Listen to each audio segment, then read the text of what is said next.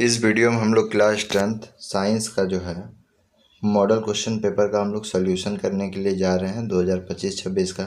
ये model question paper JCRT द्वारा जारी किया गया है। ठीक है, देखिए यहाँ पे आप लोग का जो फुल मार्क्स होगा वो 80 रहेगा। बोर्ड एग्जाम में भी उसी तरह आपका रहेगा, टाइम 3 घंटा आप लोग को मिलेगा। मॉडल क्वेश्चन पेपर उसी तरह डिजाइन किया जाता है जिस तरह आपका बोर्ड एग्जाम में एग्ज़ाम होगा उसी तरह। ठीक है, इसका यदि आपको PDF चाहिए तो वीडियो के डिस्क्रिप्शन में व्हाट्सएप ग्रुप का लिंक है, जाके ज्वाइन कर लीजिए।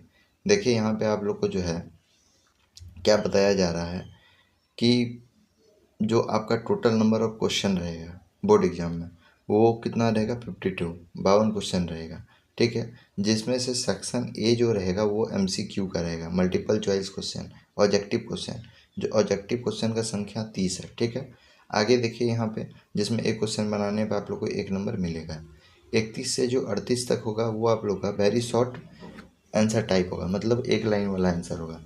31 से लेकर 38 तक टोटल 8 क्वेश्चन हो गया, लेकिन आपको बनाना सिर्फ 6 क्वेश्चन है। देखिए लिखा हुआ एनी 6, कोई 6 क्वेश्चन का आंसर देना है और एक क्वेश्चन यदि सही कीजिएगा तो 2 नंबर मिलेगा। ठीक है, अब आगे जाइए, देखिए यहाँ पे 39 से लेकर 46 तक आप लोग का फिर से 8 क्वेश्चन हो गया, जो आप लोग का शॉर्ट आंसर क्वेश्चन होगा, लेकिन इसमें से बनाना है किसी 6 को का। ठीक है, आंसर आप लोग को देना है जिसमें आपको 3 नंबर करके मिलेगा शॉर्ट आंसर क्वेश्चन में। ठीक है, आप लोग का 8 क्वेश्चन रहेगा लेकिन 6 को बनाना है। आगे देखिए यहाँ पे लिखा हुआ कि नहीं 6 को बनाइए। आगे देखिए यहाँ पे लिखा हुआ है 47 से लेकर 56 तक आपका टोटल 6 क्वेश्चन हो गया, लेकिन आपको आंसर सिर्फ देना एनी 4, कोई 4 को का आंसर देना है। लॉन्ग आंसर क्वेश्चन है तो आपको एक क्वेश्चन बनाने का 5 नंबर मिलेगा। ठीक है, आगे देखिए यहाँ पे सेक्शन ए आप लोग का जो है MCQ रहता है। ठीक है, तो इसी तरह आप लोग को भी जो है बोर्ड एग्जाम में क्वेश्चन देखने के लिए मिलेगा। क्वेश्चन है कि दांत का एनेमिल किससे बना होता है। तो दांत जो होता है, जो मान लीजिए कोई भी एक दांत है, वो दांत का जो बाहरी परत होता है ना उसी को हम लोग एनेमिल बोलते हैं। जो दांत का जो बाहरी परत होता है उसी को क्या बोलते हैं, एनेमिल। तो वो किससे बना होता है। ऑप्शन देखिए है आपका calcium hydroxide, calcium oxide, calcium carbonate, है ना। फिर उसके बाद आप लोग का कैल्शियम हाइड्रोक्सी पटाइट। तो ये आपका ऑप्शन नंबर डी जो है यहाँ पे सही हो जाएगा। आगे देखिए यहाँ पे क्वेश्चन नंबर 2। क्वेश्चन नंबर 2 में बोल रहा है 1 बिलियन कुचले हुए अंडे के छिलकों के साथ अभिक्रिया करता है। मतलब अंडा जो होता है आप लोग का, उसका जो छिलका होता है, ऊपर का जो वाइट वाइट जो छिलका होता है, उसके साथ क्या करता है, अभिक्रिया करता है। एक जो विलियन है ना, वो क्या करता है, कुचला हुआ अंडा के साथ क्या करता है, अभिक्रिया करता है। तो फिर यहाँ पे देखिए क्या बताया, अभिक्रिया करके एक गैस बनाता है। अभिक्रिया करके क्या बनाता है, एक गैस बनाता है जो चूने के पानी को दूधिया कर देता है। जो चूना का जो पानी होता है उसको क्या कर देता है, दूधिया कर देता है। ठीक है, तो यहाँ पे देखिए आप लोग का जो अंडा में का जो छिलका होता है वो आप लोग का क्या होता है, अंडा का छिलका में आप लोग का CaCO3 रहता है, मतलब कैल्शियम कार्बोनेट। कैल्शियम कार्बोनेट अंडा का छिलका में रहता है। ठीक है, और वो जो है जब बता रहा है यहाँ पे चूने के पानी को दूधिया कर देता है। तो चूना का पानी को दूधिया सिर्फ अम्ल ही कर सकता है। ठीक है, तो ऑप्शन में देखिए यहाँ पे अम्ल कौन है, तो HCl है।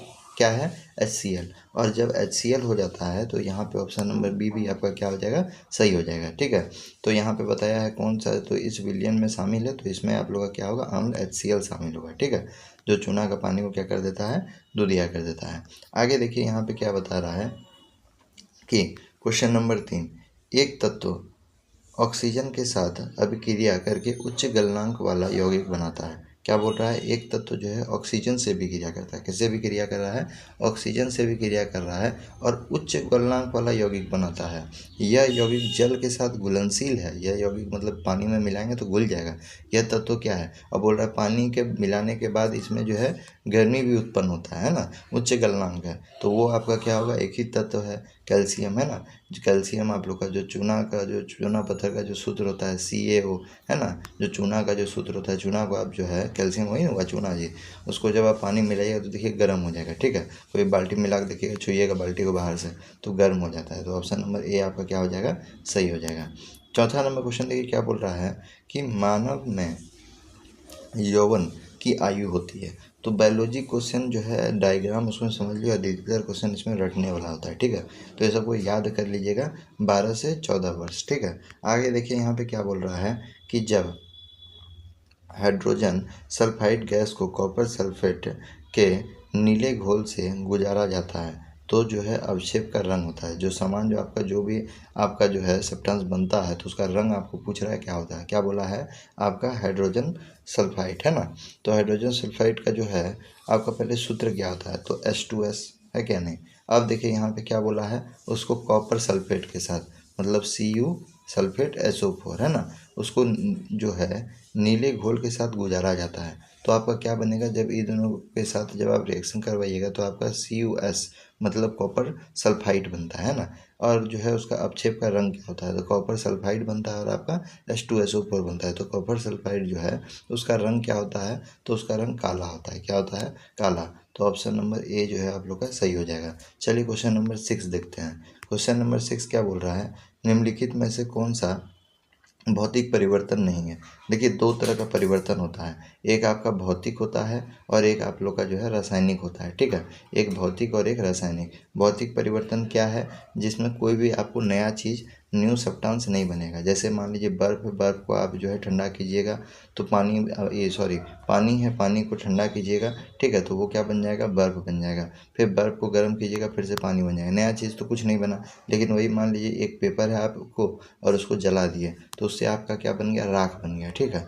तो ये आप लोग का रासायनिक परिवर्तन हो गया। नया चीज़ राख मिला आपको तो क्या क्वेश्चन पूछा है कि भौतिक परिवर्तन नहीं है। क्वेश्चन में क्या पूछा गया है कि भौतिक परिवर्तन नहीं है, मतलब आपसे रासायनिक परिवर्तन पूछा है, मतलब ऑप्शन में कोई नया चीज़ बनना चाहिए, ठीक है। तो ऑप्शन में आप लोग का नया चीज़ कुछ ना कुछ बनना चाहिए। आगे देखिए तो इसका आंसर क्या होगा, अशुद्ध जल का उबलना, चीनी का जो है कैरमेलाइजेशन कर देना। तो ये आपका ऑप्शन नंबर बी जो है ये आपका सही हो जाएगा, ठीक है। इससे आपका नया उत्पाद बनेगा। आगे देखिए यहाँ पे क्या बोला क्वेश्चन नंबर 7 कि फूल का मादा प्रजनन भाग होता है, यानी मादा प्रजनन भाग आपका फूल का मतलब जो है मादा प्रजनन भाग का क्या होता है, आपको नाम यहाँ पे बताना है, ठीक है। 4 ऑप्शन आपका यहाँ पे दिया हुआ है तो इसमें आप लोग का देखिए पढ़ते हैं सभी ऑप्शन को, आपको पता चलेगा कौन सा होगा। तो देखिए यहाँ पे वर्तिकांग, अंडाशय, और आपका अंडाशय तो महिला वाला में ही होता है ना, फूल मादा प्रजनन में होता है। फिर उसके बाद वर्तिका, ऑप्शन नंबर ए सही है, ठीक है। ऑप्शन नंबर ए सही है, आगे पढ़ने की ज़रूरत ही नहीं है। आगे देखिए यहाँ पे क्वेश्चन नंबर 8 यहाँ पे क्या बोल रहा है कि मानव नेत्र की फोकस दूरी में परिवर्तन किसके कारण होता है। मानव नेत्र का जो फोकस दूरी है उसका जो परिवर्तन है वो किसके कारण होता है, तो वो आपका जो है किसके कारण होता है, ऑप्शन नंबर ए सही होगा, ठीक है। सिलियरी पेशियों के द्वारा, ठीक है। यदि आपसे क्वेश्चन देखिए घुमा के पूछ सकता है। मॉडल क्वेश्चन पढ़ने का मतलब क्या होता है कि आपको यही क्वेश्चन जो है एग्जाम में नहीं छपेगा, लेकिन यही चैप्टर से आप लोग का अलग क्वेश्चन बन सकता है। यदि आपसे क्वेश्चन पूछे मानव के नेत्र में कौन सा लेंस होता है, तो मानव के नेत्र में आप लोग का उत्तल लेंस होता है, ठीक है। उसको याद रखिएगा, मानव के नेत्र में कौन सा लेंस होता है, उत्तल लेंस। ये क्वेश्चन आपका एग्जाम में आ सकता है, ठीक है। 9 नंबर क्वेश्चन देखिए क्या बोल रहा है, आकाश का नीला रंग किसके कारण होता है। तो आकाश का जो नीला रंग होता है वो किसके कारण होता है आपको बताना है। तो ये आप लोग का देखिए यहाँ पे दिया हुआ, प्रकाश का अपवर्तन के कारण नहीं जी, प्रकाश के फैलाव के कारण, प्रकाश का जो है विवर्तन के कारण, और प्रकाश का जो है प्रकिरणन के कारण। ऑप्शन नंबर डी यही सही होगा। नीला रंग का जो है आसमान में प्रकिरणन बहुत ज़्यादा होता है। यहीं से आपका क्वेश्चन पूछ सकता है कि आकाश में तारों का टिमटिमाना किसके कारण होता है। तो आप यहाँ कोई इसी तरह ऑप्शन एग्जाम में दे सकता है, आपको यही डिटो क्वेश्चन नहीं जो है छपेगा आपका एग्जाम में, लेकिन यही में क्वेश्चन को पलटा देगा कि आकाश में जो है तारों का टिमटिमाना किसके कारण, तो प्रकाश का अपवर्तन के कारण होता है, ठीक है। तो ये सब आप लोग को आंसर याद रखना है। क्वेश्चन आप लोग को same to same model paper का नहीं आता, लेकिन क्वेश्चन बदल के जरूर आएगा। आगे देखिए यहाँ पे 10 नंबर क्वेश्चन क्या बोल रहा है, लेंस की शक्ति -4 डायोप्टर है तो लेंस की प्रकृति क्या होगा। तो देखिए डायोप्टर किस में, माइनस में।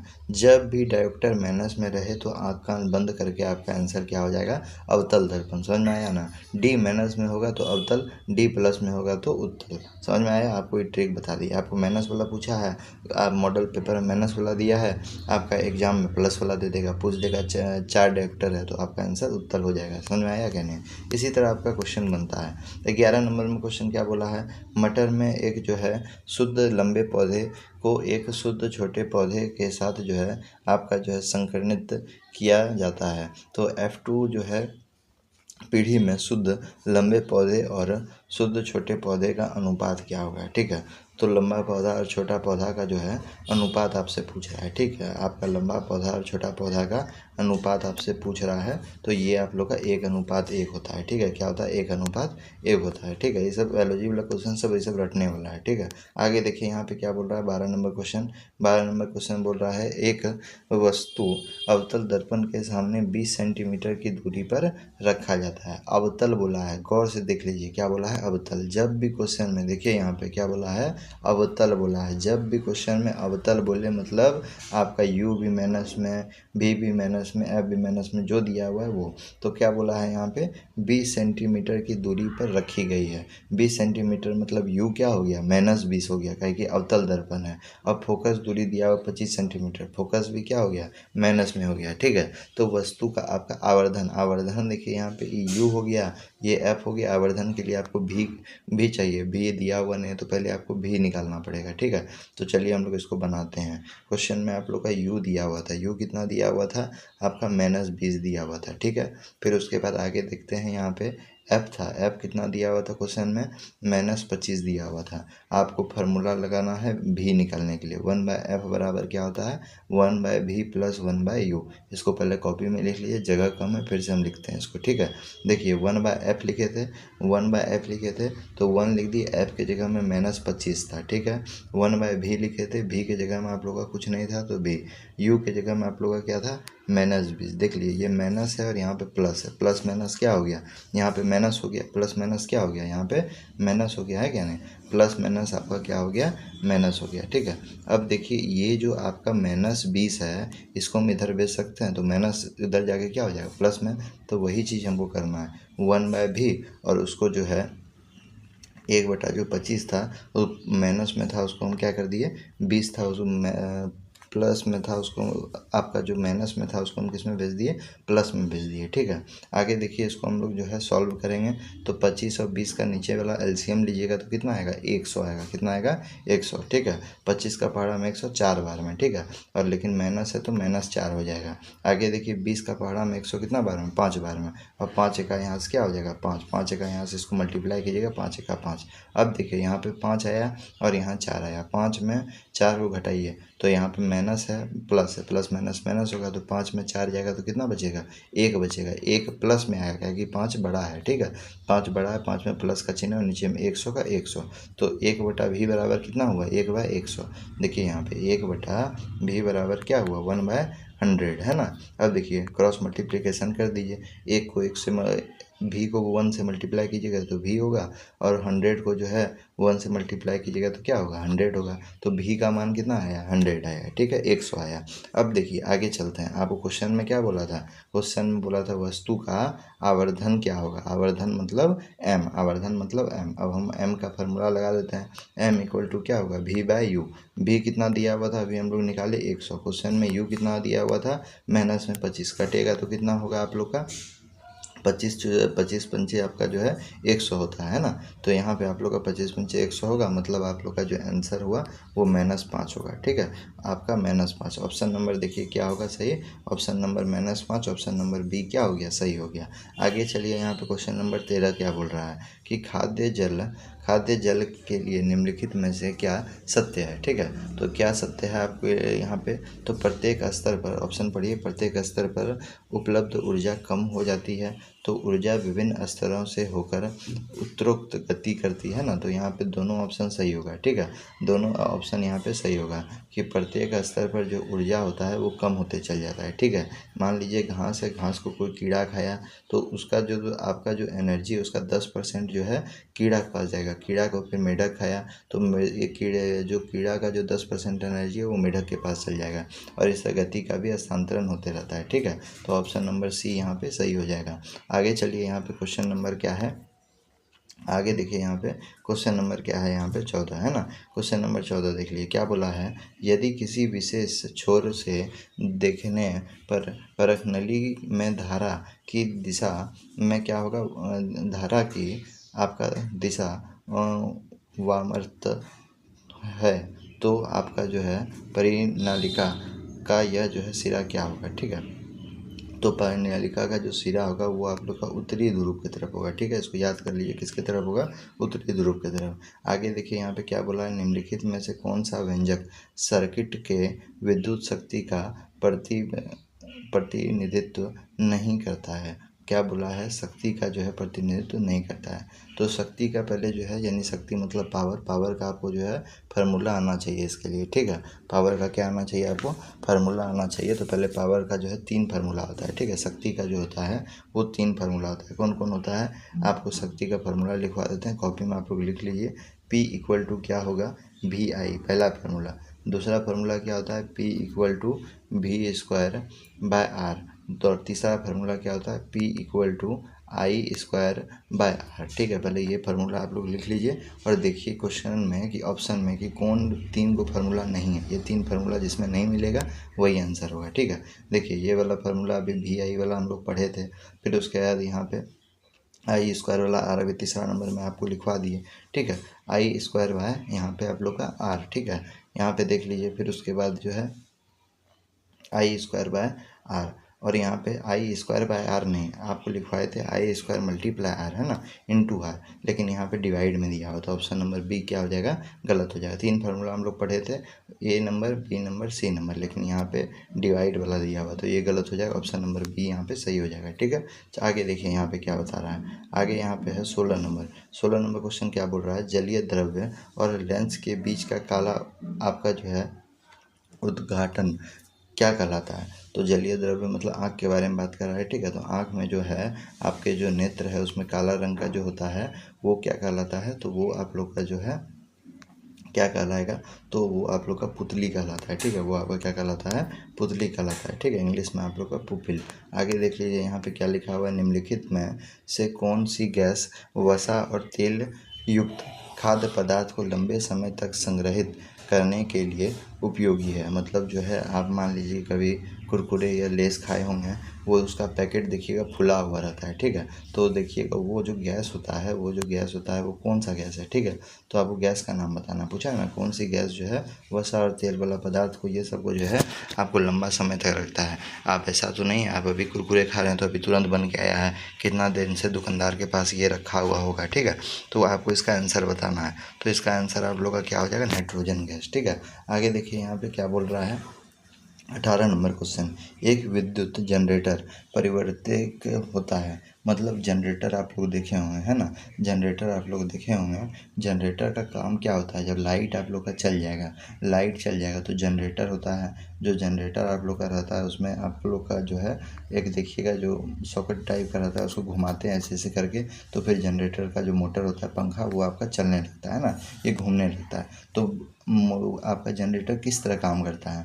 तो देखिए विद्युत ऊर्जा मतलब समझ रहे हैं, जो बिजली होता है, यांत्रिक मतलब समझ रहे हैं, जो मशीन होता है। ठीक है, तो जब तक मशीन चलेगा, जब तक जनरेटर का एक तो पंखा घूमेगा, तब तक जनरेटर क्या करेगा? बिजली का उत्पादन करेगा। इसी तरह जनरेटर काम करता है। तो पहले मशीन चलेगा, तो फिर उसके बाद आप लोग का बिजली का उत्पादन होगा, तो फिर उसके बाद आपके घर में पंखा लाइट सब जलेगा। तो ऑप्शन नंबर क्या हो जाएगा सही? डी नंबर, यानी यांत्रिक ऊर्जा को विद्युत ऊर्जा में परिवर्तन करता है। मतलब जो जनरेटर चलेगा, मतलब मशीन का जो चलना है, मशीन का जो ऊर्जा है उसी को वो बिजली में परिवर्तन कर देता है। ठीक है, आगे देखिए क्वेश्चन नंबर आप लोग का क्या है?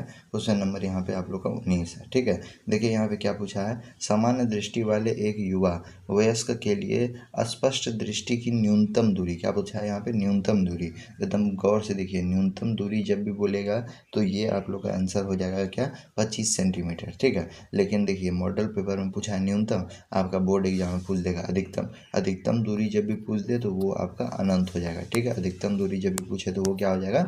अनंत हो जाएगा। आगे चलते हैं। आगे देखिए यहाँ पे क्या पूछा है।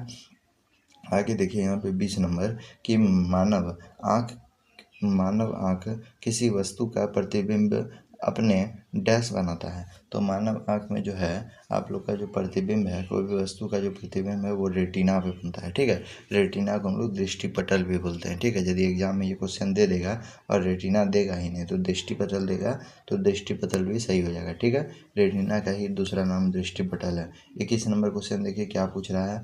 निम्नलिखित में से कौन सा उत्पादक का उदाहरण है? ठीक है, उत्पादक का उदाहरण है।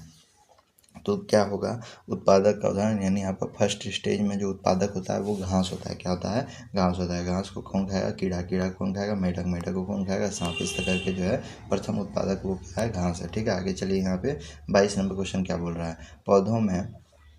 परिपक्व पौधों में परिपक्व पत्तियाँ और फल का गिरना। यदि देखिए कोई भी आप लोग बहुत सारा पेड़ देखे होंगे जिसमें क्या होता है, पेड़ से आम का पेड़ से देखिएगा पत्ता गिर जाता है, आम का पेड़ से पका हुआ आम गिर जाता है। तो ये किसके कारण होता है ना? तो ये किसके कारण हो रहा है? तो ये आप लोग का जो है किसके कारण होगा? तो ये आप लोग का ऑप्शन नंबर सी यहाँ पे देखिए सही हो जाएगा, एबिसिस अम्ल के कारण। ठीक है, एबिसिक अम्ल के कारण यहाँ पे आप लोग का सही हो जाएगा ऑप्शन नंबर सी। ठीक है, आगे देखिए यहाँ पे ऑक्सिन। ऑक्सिन के कारण क्या होता है कि पौधा जो है बढ़ता है। ठीक है, पौधा में वृद्धि होता है। साइटोकाइनिन के कारण क्या होता है? यहाँ पे कोशिका का विभाजन होता है। ठीक है, आगे देखिए यहाँ पे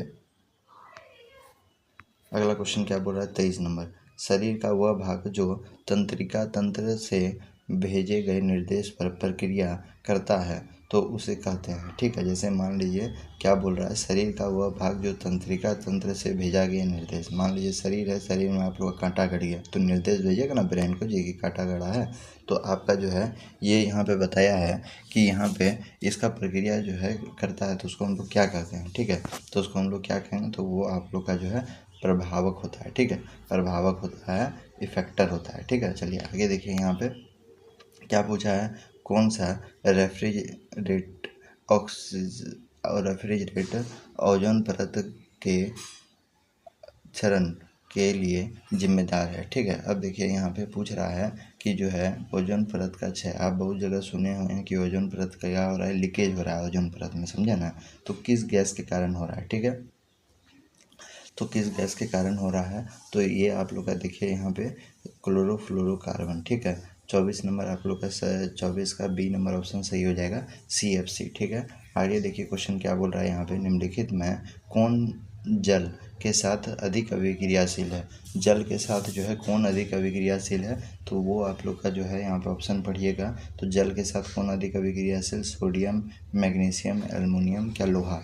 तो आपका सही आंसर यहाँ पे सोडियम होगा। ठीक है, यदि ऑप्शन में सोडियम नहीं रहे तो ऑप्शन में पोटासियम भी हो सकता है। ठीक है, समझ में आया ना? ये सब में क्या होता है, जल के साथ बहुत अधिक से अभिक्रिया करता है। आगे देखिए यहाँ पे इस सब हर समय जो है आपका मिट्टी वाले तेल मतलब केरोसिन तेल में रखते हैं। ये सब को चाकू से भी काटा जा सकता है। ठीक है, 24 नंबर क्वेश्चन देखिए, इसका जो है यहाँ पे यौगिक का नाम आपसे पूछ रहा है। ठीक है, ये जो यौगिक है इसका आपका नाम पूछ रहा है, तो देखिए इसको पहचानने का आपको ट्रिक बता देते हैं। सबसे पहले इसका लास्ट वाला देखिए क्या है, CHO है। ये किस समूह में आता है? ठीक है, तो ये आप लोग का एल्डिहाइड में आता है। एल्डिहाइड को हम लोग अल से लिखते हैं। किससे लिखते हैं? अल से। ठीक है, और यहाँ पे देखिए कार्बन कितना हुआ, एक यहाँ कार्बन हो गया, दो यहाँ तीन, कार्बन 3 है। ठीक है, सबका समूह होता है।